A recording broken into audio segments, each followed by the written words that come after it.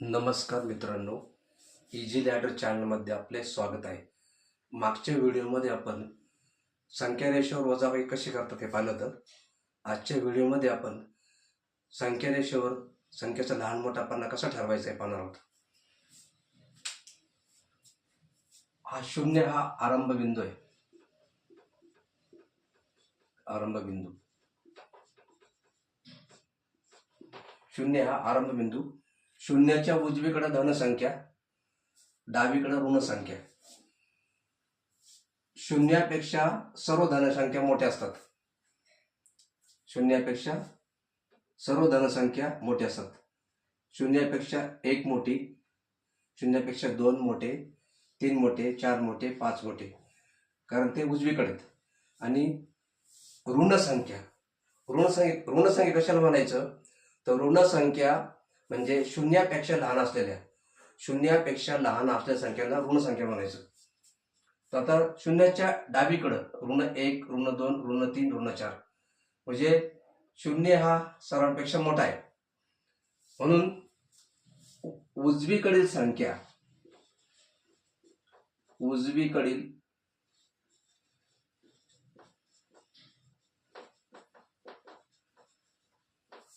मोठी आणि डावीकडील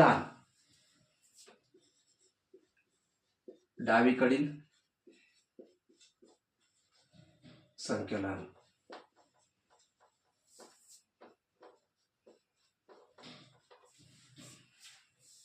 उजवीकडील संख्या मोठी, डावीकडील संख्या लहान.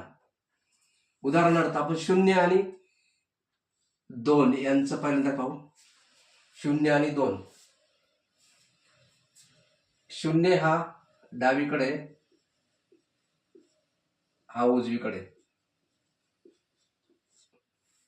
हा डावीकडे, हा उजवीकडे. आपला नियम काय? उजवीकडील संख्या मोठी असते, डावीकडे लहान असते. मग धन दोन मोठे, शून्य लहान. मग शून्य लहान दोनापेक्षा, म्हणजे शून्य हा सर्व धनसंख्यापेक्षा लहान असतो आणि धनसंख्या या शून्यापेक्षा मोठ्या असतात. त्याचप्रमाणे शून्य हा सर्व ऋणसंख्यापेक्षा मोठा असतो. उदाहरणार्थ ऋण तीन आणि शून्य याची जर आपण तुलना केली, ऋण तीन डावीकडे आणि शून्य उजवीकडे, म्हणून शून्य मोठा, ऋण तीन लहान. कारण नियम काय आपला? उजवीकडील संख्या मोठी असते, डावीकडील लहान असते. त्याचप्रमाणे उदाहरण पाहू काय आपण.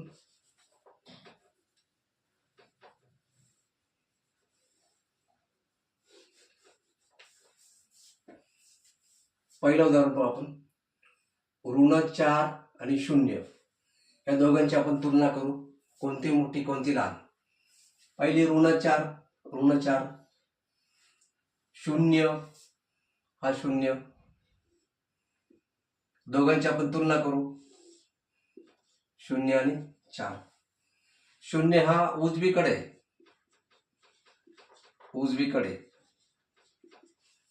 ऋण चार हा डावीकडे. आपला नियम काय? उजवीकडील संख्या मोठी, डावीकडील लहान. शून्य हा उजवीकडे म्हणून हा मोठा, ऋण चार डावीकडे म्हणून हा लहान. मग ऋण चार लहान कोणापेक्षा? शून्यापेक्षा, कारण तो पुढे उजव्या बाजूला आहे. पुढे ऋण सात आणि ऋण दोन याच्यामध्ये मोठी कोणती? ऋण सात इथं. ऋण दोन, दोघांची आपण तुलना करू. हा उजवीकडे, हा डावीकडे. आपला नियम काय? उजवीकडे संख्या मोठी असते, डावीकडची लहान असते, म्हणून हा मोठा हा लहान. मग दोन मोठे कोणापेक्षा? ऋण 2 हे ऋण 7 पेक्षा मोठे. तिसरं पुढचं आहे ऋण 3 आणि 5 धन 5 इथे. दोघांची जर आपण तुलना केली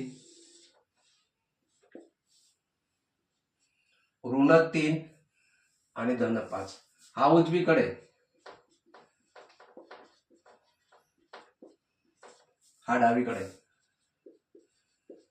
आपला नियम काय, उजवीकडील संख्या मोठी असते, डावीकडे लहान असते. हे उजवीकडे आहे 5, धन 5 हा उजवीकडे म्हणून हा मोठा, ऋण 3 हे डावीकडे म्हणून हे लहान. मग ऋण 3 लहान कोणापेक्षा, धन 5 पेक्षा. पुढचं आहे ऋण 4 धन 2, ऋण 4 आणि धन 2.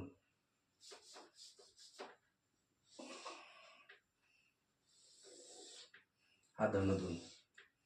दोघांची जर आपण तुलना केली, हा उजवीकडे, हा डावीकडे.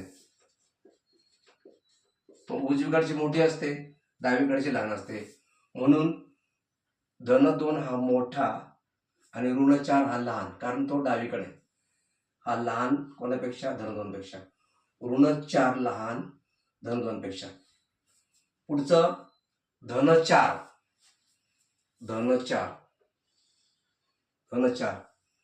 आणि ऋण 8 हे ऋण 8.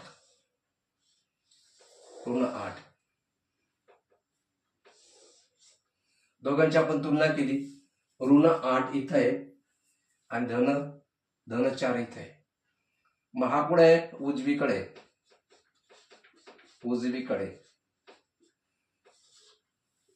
ऋण 8 डावीकडे. उजवीकडची संख्या मोठी असते, डावीकडची लहान असते, म्हणून धन 4 मोठा कोणापेक्षा, ऋण 8 पेक्षा. पुढचे आहे धन 5 आणि धन 7. धन 7 दोघांची आपण तुलना करू. धन 7 उजवीकडे, धन 5 डावीकडे. आपला नियम आहे, उजवीकडील संख्या मोठी असते, डावीकडे लहान असते. उजवीकडची धन 7 ही मोठी, धन 5 ही डावीकडे म्हणून ही लहान, म्हणून 5 लहान धन 7 पेक्षा. धन 5 लहान धन 7 पेक्षा. अशा प्रकारे आपल्याला संख्या रेषेवर संख्याचा लहान मोठेपणा दाखवता येतो. व्हिडिओ आवडल्यास व्हिडिओला लाईक करा, शेअर करा, सबस्क्राईब करा. धन्यवाद. जय हिंद, जय महाराष्ट्र.